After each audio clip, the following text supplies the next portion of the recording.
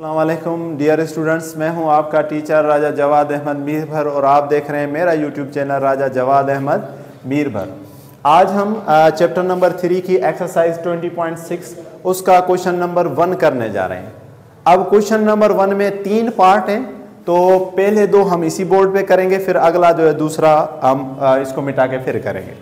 तो देखें, find the remaining 2 roots of the following cubic equations When one root is given। अब cubic, इससे पहले हमने सारे क्वाड्रेटिक पढ़े थे, उसमें पावर या डिग्री 2 थी।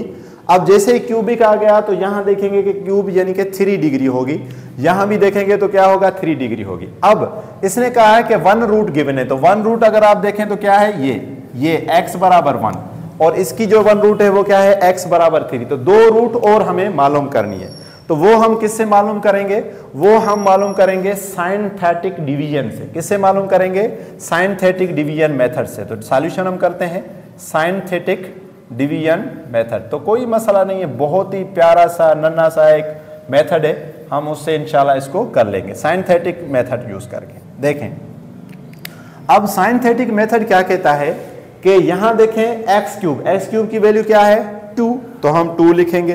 तो लिख लें भाई, ध्यान से देखें, एक्स क्यूब की वैल्यू क्या है 2, तो 2 लिखें।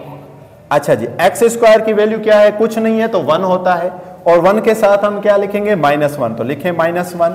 यहां एक्स की वैल्यू क्या है -2, तो लिखें भाई -2। यहां कुछ नहीं है +1 है, तो लिखें भाई +1।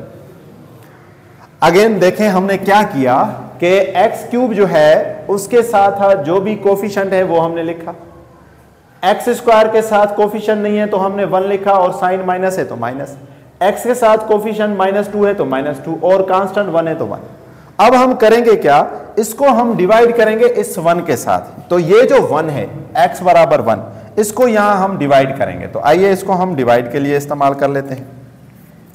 ये हम यहां इसको इस्तेमाल करेंगे कि भाई ये इसको क्या कर रहा है, डिवाइड कर रहा है। ठीक है, तो 1 हमने लिख लिया, डिवाइड कर रहा है।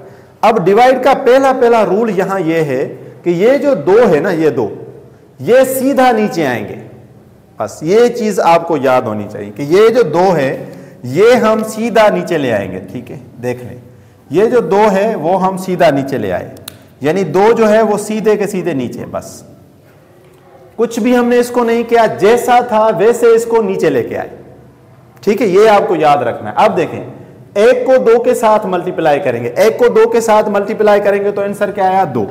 1 को 2 के साथ मल्टीप्लाई करें तो आंसर क्या आया 2। अब 2 में से 1 चला जाए माइनस का तो क्या बचा 1 प्लस का 1। अगेन फिर 1 को 1 के साथ मल्टीप्लाई करें तो 1 लिखें। अब -2 में से 1 चला गया तो क्या आएगा माइनस का 1। अगेन 1 को -1 के साथ मल्टीप्लाई करें तो यहां पे क्या आएगा -1। तो 1 और -1 को अगर आप करेंगे तो आंसर क्या आएगा 0। तो यहां पर हमारा आंसर क्या आ गया 0। तो ये इसको हम कहेंगे रिमाइंडर। ये हमारे पास रिमाइंडर है और ये जो हिस्सा है वो हमारा हो गया क्वोशंट। तो दोबारा देख लें, अगर आपको ये चीज समझ आ गई तो बस काम हो गया। तो इसीलिए मैं दोबारा इस पर मेहनत कर रहा हूं। देखें, यहां पर एक्स क्यूब की जगह पर 2 है तो 2 वैसे का वैसा, यहां पर -1 है तो -1 वैसे का वैसा, यहां पर -2 है तो -2 वैसे का वैसा, यहां पर +1 है तो +1 वैसे का वैसा। अब डिवाइड कर रहा है 1 के साथ तो हमने 1 लिख लिया। अब होगा क्या, पहला नंबर जैसा है वैसा नीचे। तो अब होगा क्या कि 1 को 2 के साथ जरब करेंगे तो 2, -1 में से 2 चले गए तो 1, इसी तरह -2 में से 1 चला गया तो -1, 1 में से -1 चला गया तो 0। बस यही चीजें आपको समझनी थी। अब जो हमारे पास रकम बची, तो पहली रकम का जो है वो हम करेंगे एक्स स्क्वायर के साथ। तो ये हमारे पास हो गया 2x², और ये हमारे पास हो गया 1x, तो इसको हम खाली x लिखेंगे, और ये हमारे पास हो गया -1, और ये हमारे पास हो गया 0। यानी जो भी रकम हमारे पास बचेगी तो उसको हम लिखेंगे x², फिर x और फिर -1। अब हम क्या करेंगे, मिडिल टर्म को ब्रेक करेंगे। ऐसे करेंगे कि अगर हम ऐड करें तो x आए प्लस का, और माइनस यानी जरब करें मल्टीप्लाई करें तो माइनस का 2 आए। तो देखें किस तरह होता है, 2x² वैसे का वैसा, प्लस का 2x, माइनस का x, माइनस का 1 और 0। यहां अगर आप देखेंगे तो 2x में से अगर x चला जाए तो प्लस का x आएगा। ठीक है जी, और 2x और x को जरब करेंगे तो क्या आ जाएगा 2x² प्लस और माइनस को करेंगे तो माइनस। ठीक है, तो इसी तरह अब यहां क्या करेंगे, इन दोनों में से 2x कॉमन, इन दोनों में से हम क्या करेंगे 2x कॉमन, तो 2x कॉमन ले लिया। जैसे ही हमने 2x कॉमन ले लिया तो 2x चला जाएगा, यहां सिर्फ बचेगा x, यहां 2x चला गया तो यहां सिर्फ क्या बचेगा 1। अब यहां हम माइनस का 1 कॉमन लेंगे, माइनस का 1 कॉमन लिया तो माइनस और माइनस तो प्लस, x के ऊपर पड़ा x मर्तबा, माइनस और माइनस प्लस तो 1 के ऊपर पड़ा 1 मर्तबा। याद रखें जब भी आप कॉमन लेंगे तो आपने देखना है कि ये जो है बीच वाला हिस्सा ये सेम हो, अगर ये सेम नहीं होगा तो आपका कॉमन जो है वो गलत है, मेथड सही नहीं है। तो अब देखें इन दोनों में x प्लस 1 कॉमन है तो लिखें x प्लस 1 कॉमन, तो बाकी क्या बचा 2x और माइनस 1, यहां 2x बचा और यहां क्या बचा -1 और 0। अब x प्लस 1 को भी 0 के बराबर करेंगे, 2x माइनस 1 को भी 0 के बराबर, तो करें x प्लस 1 भी 0 के बराबर हमने किया और 2x माइनस 1 को भी 0 के बराबर। ये प्लस 1 है वहां चला जाएगा तो माइनस का 1, यानी x की वैल्यू क्या आ गई माइनस का 1। ये -1 है वहां चला जाएगा तो क्या हो जाएगा प्लस का 1, और ये है 2 मल्टीप्लाई हो रहा है, अगर यहां आ जाएगा तो क्या हो जाएगा डिवाइड। तो इसी तरह x की 2 वैल्यू आ गई, एक x की वैल्यू हमारे पास आ गई माइनस का 1 और दूसरी वैल्यू आ गई 1/2। तो ये हमारा आंसर है, ये हमारा क्या है आंसर। यानी हमने क्या किया कि यहां तक x प्लस 1 को अलग 0 के बराबर किया और 2x माइनस 1 को अलग 0 के बराबर किया। उसके बाद ये जो प्लस 1 था यहां आ जाएगा तो -1, ये जो -1 है यहां आ जाएगा तो +1, और ये जो 2 मल्टीप्लाई कर रहा था अगर नीचे आ जाएगा तो डिवाइड हो जाएगा। तो इसी तरह ये हमारा सवाल हो गया। तो अब देखें इसी को ही दोबारा हम यानी दूसरे पार्ट को भी करते हैं, आप इसको अच्छे से समझें। अगर यहां कोई कमी कोताही रह गई समझने में तो यहां उसकी भरपाई होनी चाहिए, तो फोकस करें, ध्यान दें। तो अगेन वही ये हमारे पास x³ है, साइंथेटिक डिवीजन मेथड में बार बार लिखूंगा नहीं, आपको बस याद हो जाए कि ये वही मेथड है। तो इसकी जगह पर मैं लिखूंगा 1, तो इसकी जगह मैंने लिखा 1, इसकी जगह लिखूंगा -4, इसकी जगह लिखूंगा 1 और इसकी जगह लिखूंगा 6। ठीक है, और इसको डिवाइड अब किससे करेंगे 3 के साथ, तो डिवाइड करें 3 के साथ। ठीक है, यहां हमने जो पहले पढ़ा था कि ये जो रकम है ये नीचे वैसी की वैसी, ये नीचे वैसी की वैसी, तो एक वैसे का वैसा। अब एक को 3 के साथ मल्टीप्लाई करेंगे तो यहां आ जाएगा 3, -4 में से अगर 3 चले जाएं तो क्या बचेगा माइनस का 1।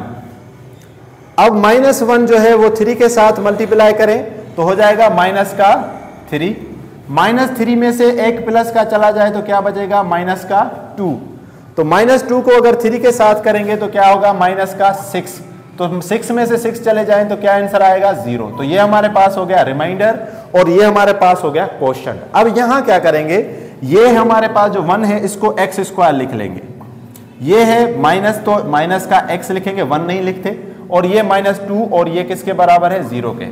अब वही कॉमन होगा लेकिन फर्क देखें, यहां 2 नहीं है, ठीक है, यहां जो है वो 2 नहीं है लेकिन यहां 2 है, यहां x है प्लस का लेकिन यहां x क्या है माइनस का। ठीक है, यहां -1 है लेकिन वो यहां पर -2 है। तो अब ऐसा करना है हमें कि अगर हम ऐड करें या सब्ट्रैक्ट करें तो माइनस का x आए, ऐड सब्ट्रैक्ट में माइनस का x आए, और अगर मल्टीप्लाई करें तो माइनस का 2 आए। तो देखें किस तरह होगा, x² वैसे का वैसा, माइनस का 2x प्लस का x माइनस का 2 बराबर 0। अब देखें 2x माइनस में से x चला जाए तो खाली x बचेगा, और इनको अगर आप मल्टीप्लाई करेंगे तो हमारे पास क्या आ जाएगा माइनस का 2x²। तो अब इनमें से हम कॉमन लेंगे, टेकिंग x कॉमन, इन दोनों में से टेकिंग x कॉमन। जब हमने x कॉमन ले लिया तो यहां बचेगा x और यहां बचेगा माइनस का 2। यहां जो है हम लेंगे टेकिंग 1 कॉमन, 1 कॉमन लेने के बाद यहां हो जाएगा x और यहां हो जाएगा -2। ठीक है, +1 हमने इसलिए कॉमन लिया कि हमें दोनों सेम चाहिए। तो यहां देखें अब इन दोनों के बीच में x -2 कॉमन है, तो x -2 को हम लेंगे कॉमन। x -2 अगर मैं कॉमन ले लूं तो यहां क्या बचेगा x और यहां क्या बचेगा 1, तो x + 1 और बराबर किसके 0 के। अब x -2 को भी 0 के बराबर करेंगे तो लिखें x -2 बराबर 0, और x + 1 जो है वो भी 0 के बराबर। -2 है वहां चला जाएगा तो क्या हो जाएगा प्लस का 2, +1 है, वहां चला जाएगा तो क्या हो जाएगा -1। तो इसका मतलब है कि x की वैल्यू हमारे पास आई 2 और -1। तो इसी तरह अभी हमने इसके पहले 2 पार्ट आपने कर लिए। आप इसका स्क्रीनशॉट ले ले, मैं इसका तीसरा भी करता हूं। अगर इन दोनों में भी अगर कोई कमी रह गई है ना तो उसको जरा ध्यान से देखें ताकि उसमें वो सारी कमियां निकल जाएं।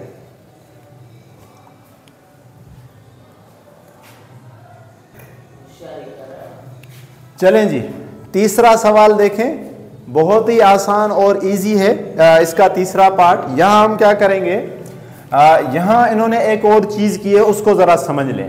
x³ दिया गया है और x² नहीं दिया गया। 28x है, 48 है और 0 है। देख लें कि जब भी कोई रकम नहीं होगी तो इसका यह मतलब नहीं कि उसको नहीं लिखेंगे, उसकी जगह 0 लिखेंगे। अगर 0 नहीं लिखेंगे तो हिसाब गलत हो जाएगा। तो देखें यहां जो हमारे पास क्यूब है x³ साइंथेटिक डिवीजन मेथड के तहत जब हम इसको करेंगे तो x³ की जगह पर तो हम लिखेंगे 1, लेकिन x² नहीं है तो x² की जगह पर लिखेंगे 0। ये चीज याद होनी चाहिए, यानी x³ की जगह हमने 1 लिखा और x² नहीं है तो x² की जगह हमने लिखा 0 और x की वैल्यू देखें क्या है -28। तो लिखें भाई -28 और जो कांस्टेंट है वो हमारे पास क्या है 48 और इसको डिवाइड हमने किससे करना है 2 के साथ। तो अगेन देख लें क्योंकि इस सवाल के अंदर थोड़ा इन्होंने लॉजिक दिया है, x² को नहीं रखा। अगर x² नहीं रखा तो उसकी जगह पे हम क्या लिखेंगे 0। अगर नहीं 0 लिखेंगे तो जवाब गलत हो जाएगा, आंसर करने का मजा नहीं आएगा। तो अब देखें कि क्या होता है, ये जो पहली रकम है वो हूबहू नीचे वैसी हम लिख लेंगे, तो 1 वैसे का वैसा। अब 1 को 2 के साथ ज़रब करेंगे तो 2। अब 0 में 2 ऐड करेंगे तो भी क्या आएगा 2। ठीक है, 2 को 2 के साथ ज़रब करें तो 4। माइनस के 28 में से 4 चले जाएं तो कितने बचेंगे -24। अब 2 - 24 करेंगे तो क्या हो जाएगा -48। तो हमारे पास क्या बचा 0। तो रिमाइंडर हमारे पास 0 है और क्वोशंट हमारे पास क्या है 1 2 -24। तो इसको हम किस तरह लिखेंगे, ये हमारे पास हो जाएगा x², ये हमारे पास हो जाएगा -2x, ये -24 और ये 0। अब यहां अगेन हम ब्रेक करेंगे मिडिल टर्म को, लेकिन मिडिल टर्म को इस तरह ब्रेक करें कि ऐड करें तो -2 आए। देखें ऐड करते हैं, ऐड या सब्ट्रैक्ट करें, जिस तरह हम लिखते हैं कि हमारे पास है 6x और प्लस का 4x। तो देखें अगर 6 में से 4 चले जाएं, 6x में से 4x चले जाएं तो कितने x बचेंगे 2। आ जाए ज़रब करें, 6 × 4 तो कितने आ जाएंगे 24 और x ज़रब x तो क्या आ जाएगा x² और माइनस और प्लस तो माइनस, तो हो गया माशाल्लाह। बाकी वैसे का वैसा, ये x² और ये -24 और ये 0। अब यहां x कॉमन, जब हम x कॉमन लेंगे तो यहां बचेगा x और यहां बचेगा 6। यहां 4 कॉमन तो यहां x बचेगा और 4 का पारा 24 पर 6 मरतबा 0। अब यहां x - 6 कॉमन, x - 6 कॉमन लेंगे तो यहां बचेगा x और प्लस का 4। तो लिखें x और प्लस का 4 और यहां क्या 0। अब एक और चीज, ये जो x - 6 है इसको बराबर करेंगे 0 के, तो लिखें x - 6 बराबर 0 और ये जो x + 4 है वो किसके बराबर करेंगे, वो भी 0 के बराबर। तो ये जो -6 है वहां चले जाएंगे तो क्या हो जाएंगे +6। ये जो 4 है वहां चले जाएंगे तो क्या हो जाएंगे -4। तो इसी तरह जो हमारा आंसर आया वो ये आया, x की वैल्यू आई 6 और -4। तो आप इसको इस तरह लिख सकते हैं 6 - 4। तो ये हमारा जो है वो आंसर आ गया। इसी तरह आज हमने एक्सरसाइज 20.6 का पहला सवाल किया जो था साइंथेटिक डिवीजन मेथड के ऊपर। 3 इसमें सवाल थे, तीनों हमने आज किए हैं। आप पहले को देखें ना समझ आए, दूसरे को देखें ना समझ आए तो फिर तीसरे को लिखे 3 मरतबा, 4 मरतबा, 5 मरतबा, फिर समझ ना आए तो कमेंट करके सवाल करें। Thank you, thanks for watching.